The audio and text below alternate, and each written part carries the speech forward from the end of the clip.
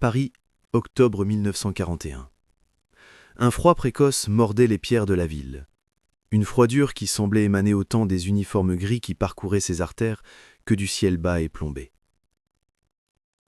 Le vent sifflait une mélodie morose, un air que chacun reconnaissait, mais que personne ne sifflotait plus.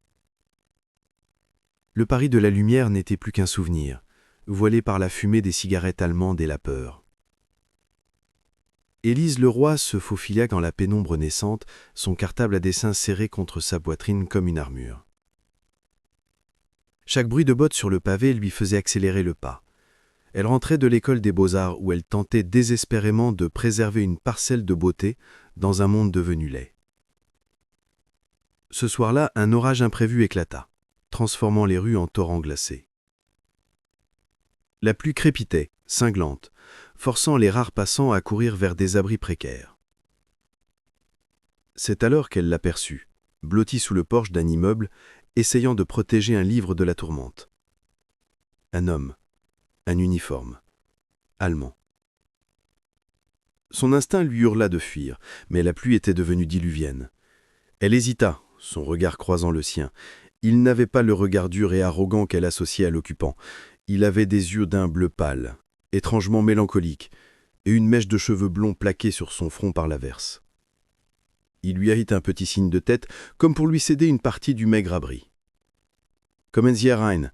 Der Regen ist zu stark », dit-il. Sa voix était calme, basse. Élise, qui comprenait un peu d'allemand grâce à sa mère, resta figée. Puis, la raison l'emportant sur la peur immédiate, elle se glissa sous le porche, se tenant à l'extrême opposé, le corps raide. « Je parle un peu français, » dit-il, dans un français hésitant mais correct.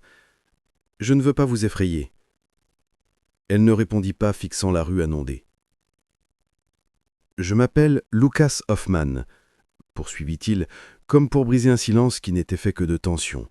« Je ne suis pas ici pour faire du mal. » Élise risqua un regard. Il était capitaine, à en juger par son insigne. Il devait avoir une trentaine d'années. Son visage était juvénile, mais ses yeux portaient le poids de quelque chose qu'elle ne pouvait nommer. « Élise », murmura-t-elle enfin, sans donner son nom de famille. Un silence s'installa, moins hostile cette fois, bercé par le crépitement de la pluie. Il sortit de sa poche le livre qu'il protégeait. C'était un recueil de poésie de Rilke, en allemand. « Vous aimez la poésie » demanda-t-elle, surprise. Un sourire triste effleura ses lèvres. « C'est la seule chose qui me rappelle que le monde n'est pas entièrement fou. Comme votre art, je suppose. » Il avait indiqué son cartable à dessin. Stupéfaite, Élise se demanda comment il avait deviné. Peut-être la trace de fusain sur ses doigts ou simplement une intuition. L'orage passa aussi vite qu'il était venu, laissant derrière lui un ciel lavé et un silence étrange. « Je dois y aller, » dit-elle précipitamment. Lucas hocha la tête. « Prenez soin de vous, mademoiselle Élise. » Elle s'éloigna d'un pas vif, sentant son regard sur son dos jusqu'au coin de la rue. Et, pour la première fois depuis longtemps, ce n'était pas un sentiment de violation qu'elle ressentait, mais une étrange chaleur, confuse et coupable. Élise vivait dans un petit appartement de la rive gauche avec son frère, Antoine. Ce dernier, de 2 ans aîné son année, était l'antithèse de sa sœur artiste. Mécanicien de génie, il avait converti son atelier en un nid de résistance modeste mais efficace. Il réparait les véhicules allemands le jour et sabotait discrètement leur logistique la nuit. Élise, elle utilisait ses allers-retours à l'école pour transmettre des messages, dessinant des croquis anodins qui, entre certaines mains, révélaient des plans d'influx ou des positions de checkpoint. Ce soir-là, en rentrant, elle trouva Antoine penché sur une carte, le visage grave. « Tu es en retard », gronda-t-il sans la regarder. « La pluie », répondit-elle évasivement. Elle ne lui parla pas de Lucas. Comment aurait-elle pu ? Comment expliquer cette rencontre qui, au lieu de la remplir de dégoût, avait éveillé en elle une curiosité interdite ? C'était l'ennemi, le représentant de ceux qui avaient humilié la France, qui persécutaient ses amis juifs, qui menaçaient son frère. Pourtant, ses yeux bleus et ce livre de poésie, c'était un paradoxe qu'elle ne pouvait résoudre. Les jours suivants, elle évita consciemment la rue de leur rencontre. Mais le destin, ou peut-être la sinistre mécanique de l'occupation, en décida autrement. Une semaine plus tard, un officier supérieur allemand vint inspecter l'école des beaux-arts, une visite de propagande pour montrer la normalité de la vie culturelle sous l'occupation. Et parmi les officiers qui l'accompagnaient, se tenait Lucas Hoffmann. Leurs regards se croisèrent à nouveau dans la grande salle de dessin. Il le reconnut immédiatement. Une lueur de surprise puis de reconnaissance traversa son regard avant qu'il reprenne son masque de neutralité militaire. Élise, le cœur battant la chamade, se concentra sur son fusain, traçant des lignes agressives sur le papier. Plus tard, alors qu'elle rangeait ses affaires, il s'approcha. « Mademoiselle Leroy », dit-il, ayant visiblement pris des renseignements. Elle se raidit. « Capitaine, vos dessins sont remarquables. Ils sont pleins de vie. » Il parlait doucement, presque confidentiellement. « J'aimerais, si vous l'acceptez, en commander un portrait. » Elle le dévisagea, incrédule. « Vous voulez que je vous dessine ?»« Non, dit-il rapidement. Un portrait de ma sœur, d'après une photographie. Elle est en Allemagne. Ce serait pour l'offrir à ma mère pour Noël. » C'était une requête si humaine, si éloignée de la brutalité de l'occupant, qu'elle en fut désarmée. Et c'était aussi une source de revenus bienvenue en ces temps de pénurie. « D'accord, dit-elle, contre tout bon sens, mais je travaille chez moi. Vous devrez m'apporter la photo. » Un risque fou. Inviter l'ennemi chez soi. Mais Antoine travaillait toujours tard, c'était safe. Lucas vint 2 jours plus tard, en civil. Un simple pantalon et une chemise beige qui le faisaient paraître plus jeune, plus vulnérable. Il tenait une petite photographie jaunie entre ses dents. L'appartement d'Élise était un sanctuaire. Des toiles et des croquis couvraient les murs, des pots de pinceau et de fusain encombraient chaque surface. C'était un monde de désordre créatif, à l'opposé de la rigidité militaire qu'il incarnait. Il lui tendit la photo. Elle représentait une jeune fille souriante, aux yeux clairs et aux cheveux blonds, ressemblant trait pour trait à Lucas. « Clara », dit-il doucement. Elle a 17 ans. Élie s'installa à son chevalet et il prit place dans un fauteuil usé, la regardant travailler. Les premières séances furent silencieuses, tendues. Elle dessinait, concentrée, tandis qu'il observait la pièce, absorbant l'atmosphère. Puis, peu à peu, les mots vinrent. Il parlait de sa sœur, de leur enfance en Bavière, de son amour pour la littérature française qu'il considérait comme la plus belle du monde. Il lui avoua avoir étudié la philosophie avant que la guerre n'en fasse un soldat. « Je n'ai pas choisi ce costume, Élise, » dit-il un soir, alors que la nuit tombait précocement. « On m'a donné un ordre. Refuser, c'était signer l'arrêt de mort de ma famille. Le déshonneur. Pire. » Elle suspendit son geste, son fusain en suspens. Elle voyait la sincérité dans ses yeux, la lutte intérieure. Elle commençait à comprendre que l'uniforme était une prison pour lui aussi. « Et vous ? Que dessinez-vous quand personne ne regarde ?» demanda-t-il. Sans mouvement, elle ouvrit un carton caché sous son lit. Elle en sortit des croquis rapides, saisis au vif. Des enfants qui jouaient, dans les ruines, une vieille femme portant l'étoile jaune avec une dignité qui fendait le cœur. Le regard vide d'un prisonnier français emmené par des soldats. C'était la vraie vie de Paris, non celle des propagandes. Lucas les regarda longuement, son visage devenant de plus en plus sombre. « C'est ça que nous faisons, » murmura-t-il accablé. « Nous brisons tout ce qui est beau et fragile. » À ce moment-là, la porte d'entrée s'ouvrit. Antoine était rentré plus tôt. Le visage de son frère, lorsqu'il vit l'officier allemand assis dans son salon, se décomposa. « Qu'est-ce qu'il fait ici ?» gronda-t-il le poing serré. « Antoine, calme-toi » s'écria-t-elle de flante d'un bond. « Il était là pour un portrait, nulle rien d'autre. » Lucas s'était levé, gardant une distance respectueuse. « Monsieur, je ne veux aucun problème. Je pars immédiatement. » Antoine le toisa avec un mépris absolu. « Tu crois qu'on peut acheter notre silence avec un peu d'argent ? Sors de mes choix. » Lucas hocha la tête, jeta un dernier regard à Élise, plein d'une compréhension douloureuse, et sortit sans un mot. La dispute qui suivit fut violente. Antoine traita Élise de naïve, de collaboratrice horizontale en devenir. Elle lui cria sa solitude, son besoin de beauté et cette humanité qu'elle avait vue en Lucas. Ils ne se parlèrent plus de jours. Lucas ne revint pas pendant une semaine. Élise sentit son absence comme un manque physique, une douleur sourde dans son baoir. Elle avait terminé le portrait de Clara, le gardant contre elle comme un talisman.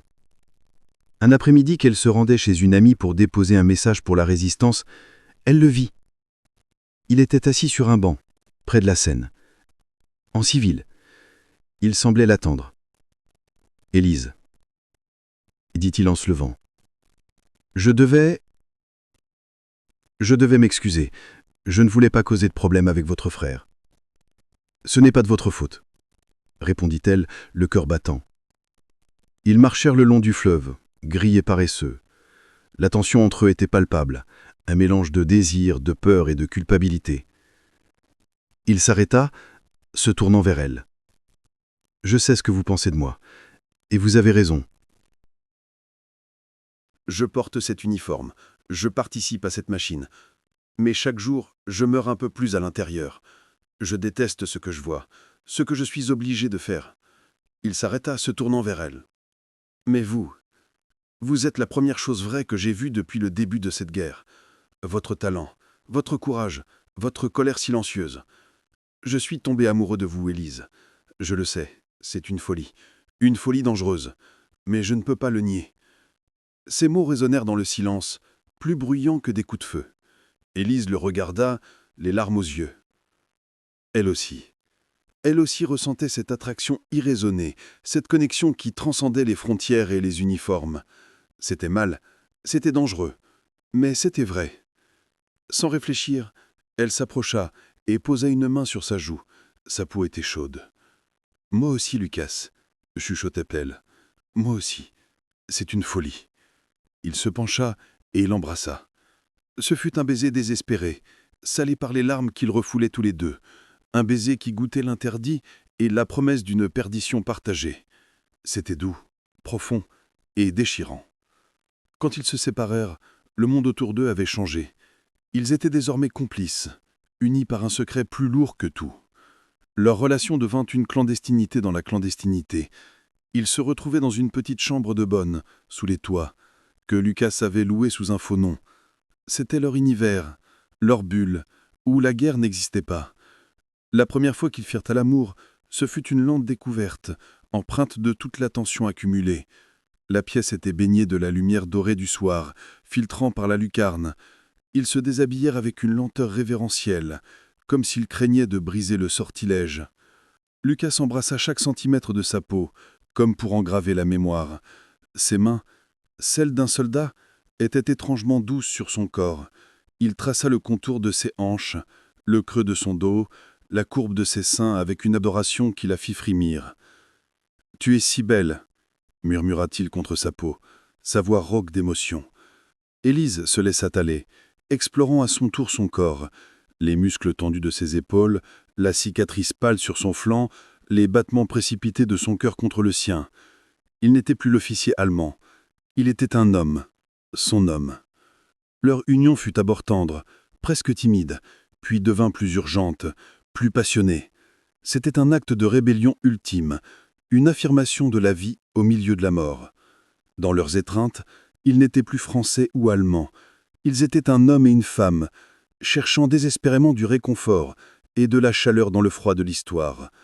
Les gémissements étouffés d'Élise se mêlèrent aux soupirs de Lucas, une symphonie secrète qui n'appartenait qu'à eux. Après, allongés enlacés dans le lit étroit, les draps en désordre, ils se parlaient.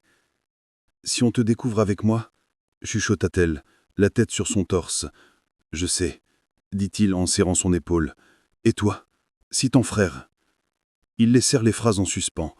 Les conséquences étaient trop terribles à envisager. C'est lors d'une de ces nuits-là, dans la sécurité fugace des bras de Lucas, qu'Élise fit l'erreur. Épuisée, heureuse, elle parla d'Antoine. Elle ne révéla rien de ses activités, mais elle mentionna son atelier de mécanique, ses horaires étranges. Elle parlait de son anxiété pour lui. Lucas l'écouta, silencieux, jouant avec ses cheveux. Mais son esprit d'officier, conditionné pour repérer les détails, avait enregistré l'information. Quelques jours plus tard, Lucas fut convoqué par son supérieur, le major Vogel, un homme cruel et ambitieux. Hoffman, nous préparons une rafle dans le quartier de l'atelier Leroy. Nous avons des raisons de croire que le frère de cet artiste est impliqué dans des actes de sabotage. Vous les connaissez. Vous conduirez l'opération. Lucas sentit le sol se dérober sous lui. Le monde se écroula. Son amour pour Élise l'avait trahi. Sans le vouloir, en partageant ses craintes, il avait mis la puce à l'oreille de la machine qu'il détestait. Il avait donné l'élément qui manquait pour confirmer les soupçons. Refuser était impossible. Cela les condamnerait tous. Accepter, c'était mener l'homme qu'il aimait, peut-être à la mort. Il était piégé. Cette nuit-là, il courut à la chambre sous les toits, où Élise l'attendait. Son visage était livide. « Élise, tu dois prévenir ton frère, » dit-il le souffle court. « Ils viennent pour lui, demain matin à l'aube. » Elle le regarda horrifiée, comprenant immédiatement. « Mon Dieu, Lucas, comment ?» J'ai parlé, sans le vouloir. Je suis désolé. Je suis si désolé. Il s'effondra, la tête dans les mains, rongé par la culpabilité. Il n'y avait pas de temps pour la colère. La peur prit le dessus. Élise s'habita à hâtite. « Je dois aller, maintenant. »« Sois prudente, » implora-t-il en la retenant par le bras. « Je vais essayer de retarder l'opération, de les orienter ailleurs, mais je ne peux pas promettre. » Leur baiser d'adieu fut bref, désespéré. Il sentait le goût des larmes et l'amertume du destin. Élise courut comme une démonte jusqu'à l'atelier. Antoine était là, en train de brûler des documents. « Ils viennent. Demain matin. Tu dois fuir, tout de suite. » Antoine, stoïque, la regarda. « Qui t'a prévenu ?» Elle baissa les yeux. Lucas, le capitaine allemand. La fureur dans le regard de son frère fut terrible. « Tu vois où ta folie nous a menés? C'est lui qui les a mis sur ma piste. »« Non, il ne l'a pas fait exprès. Il nous aime. Il est allemand, » hurla Antoine. « Il n'y a pas d'amour, il n'y a que de la guerre. » Mais il n'y avait pas de temps pour les reproches. Antoine s'enfuit par une porte dérobée, muni des contacts que sa sœur lui avait donnés pour rejoindre un réseau dans le sud. Le lendemain matin, quand Lucas et ses hommes firent irruption dans l'atelier, il était vide. Seules les cendres du poêle témoignaient de la précipitation du départ. Le major Vogel était fou de rage. Une fuite. Il y a un trou. Je veux savoir qui a prévenu ce Leroy. Lucas joua son rôle, feignant la colère et la déception. Mais le regard perçant de Vogel se posa sur lui. « Vous étiez proche de la sœur, n'est-ce pas, Lucas? Trop proche. » Lucas sentit le piège se refermer. Il fut relevé de son commandement et assigné à des tâches de bureau, étroitement surveillé. Il était devenu un suspect. De son côté, Élise fut arrêtée pour interrogatoire. On la pressa de questions sur son frère, sur ses contacts. Elle nia tout, opposant un visage de marbre à leurs menaces. Il n'avait aucune preuve, seulement des soupçons. Au bout de 3 jours éprouvants, elle fut relâchée mais mise sous surveillance. Leur monde s'était réduit à néant. Plus de chambres sous les toits, plus de promenades au bord de la Seine, plus de nuits enlacées. Ils étaient séparés par un abîme plus profond que jamais, chacun rongé par une culpabilité abyssale. L'hiver 1943 fut le plus froid de la mémoire d'Élise. Paris était une ville fantôme, et son cœur n'était plus qu'une plaie vive. Elle avait des nouvelles d'Antoine. Il était sain et sauf, en zone libre. Mais cette victoire était amère. Elle avait perdu Lucas. Un soir de février, en rentrant chez elle, elle trouva une lettre glissée sous sa porte. Une écriture fine, reconnaissable entre mille. « Élise, je pars. Je suis transféré sur le front de l'Est. Une condamnation à mort déguisée. Avant de m'en aller, je dois te voir une dernière fois. Viens au Pont des Arts, demain à 18h. Sois prudente. Toujours à toi. Lucas. » Son cœur se serra. Le front de l'Est? Personne n'en revenait. Le lendemain, sous un ciel de cendres, elle se posta sur le pont. La neige tombait en fins flocons, recouvrant d'un linceul blanc la ville meurtrie. Il apparut, vêtu de son manteau militaire, plus mince, les traits tirés. Ils se firent face, séparés par quelques mètres qui semblaient infranchissables. « Tu es folle de venir, » dit-il, les yeux bleus, brillants d'une intensité fiébrile. « Je ne pouvais pas ne pas venir, » répondit-elle, la voix tremblante. Ils parlèrent rapidement, à voix basse, surveillant les alentours. « Je t'aime, Élise. Je n'ai jamais aimé personne comme je t'aime. Ces moments avec toi ont été la seule vérité de ma vie.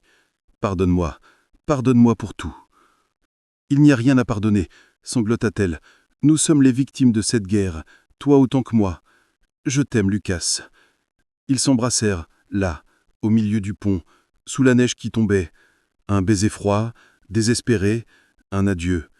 Il sentait le goût des larmes et l'amertume du destin. « J'ai quelque chose pour toi », dit-il en lui glissant un petit garnet dans la main. « Garde-le. C'est tout ce qu'il reste de moi. » Il s'éloigna d'un pas vif, sans se retourner. Elle le regarda disparaître dans le crépuscule neigeux, un fantôme absorbé par l'ombre. De retour chez elle, le cœur en cendres, Élise ouvrit le carnet. C'était son journal. Page après page, il décrivait leur histoire, leur rencontre sous la pluie, les séances de pause, leurs conversations, leurs nuits d'amour. Il y dépeignait son amour pour elle, son dégoût pour la guerre, son déchirement. C'était la confession d'un homme perdu qui avait trouvé son phare, même si ce phare l'avait finalement brûlé. Sur la dernière page, il avait écrit « Ma chère Élise, si tu lis ces mots, c'est que je ne suis plus. Ne pleure pas. Avoir connu ton amour, même volé, même condamné, a donné un sens à mon existence. Tu as été mon ombre et ma lumière. Tu as fait d'un soldat un homme. Dessine notre histoire. Un jour, cette folie prendra fin. Et quand la paix reviendra, souviens-toi de nous. Souviens-toi qu'au cœur de la plus grande obscurité, il peut y avoir une flamme, notre flamme. Je t'aime pour toujours. Lucas. » Des années plus tard, la guerre terminée, Élise était devenue une artiste reconnue. Elle n'avait jamais épousé personne. Dans son atelier, accroché au mur, se trouvait un seul portrait, celui d'un jeune homme aux yeux bleus et mélancoliques, tenant un livre de poésie de Rilke. Et dans un tiroir, soigneusement préservé, un petit carnet usé racontait l'histoire d'un amour impossible, né trop tard au mauvais endroit, mais qui, comme il l'avait prédit, avait été une flamme dans la nuit la plus noire. Une flamme qui, malgré tout, n'avait jamais cessé de brûler.